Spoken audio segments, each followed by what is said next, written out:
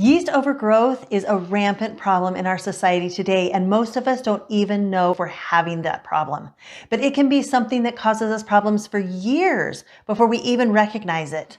Some of the symptoms of yeast overgrowth are cravings for sweets, like you just can't get enough of them, and exhaustion, any mood disorders like anxiety and depression or bipolar or seasonal affective disorder, bad breath, or a craving for cold foods. Those are some really specific things you can watch for. And then a white coating on your tongue. Brain fog and forgetfulness and even the inability to focus can also be a symptom.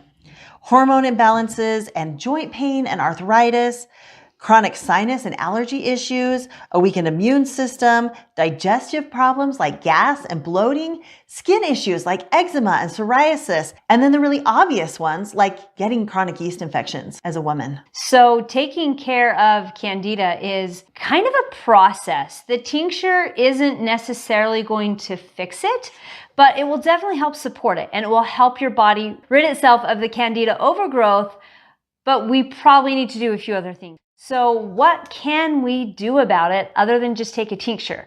We're just going to spend a couple minutes talking about a few things because there are so many things you can do for Candida overgrowth. One of them is a tea that you can make that also helps rid the body of yeast overgrowth. It's called 3-2-1 tea. It's 3 teaspoons of fenugreek, 2 teaspoons of flax, and 1 teaspoon of slippery elm with a quart of hot water, and then you just let it steep and you drink like 8 ounces a day. So when I make that, I'll usually make double or even triple the amount and then keep it in my fridge and drink that while I'm taking the tincture. So it's really helpful to add both because in the tea, it's 3 completely different herbs than what's in the tincture. So you're hitting it from 2 different directions.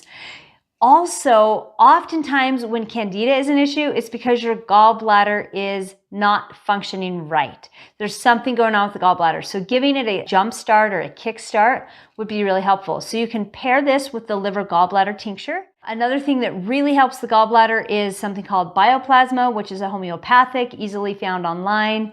And getting those healthy fats in your diet. We talk about that a lot with our classes and how important it is to get like olive oil, coconut oil, avocado oil, and eating those foods, olives and avocados, to get the healthy fats in your diet. That will help your gallbladder as well, which in turn will help you overcome the yeast overgrowth. So if you're someone like me who doesn't have my gallbladder anymore, this is really vital because my body is not self-regulating with the yeast and the Candida problem.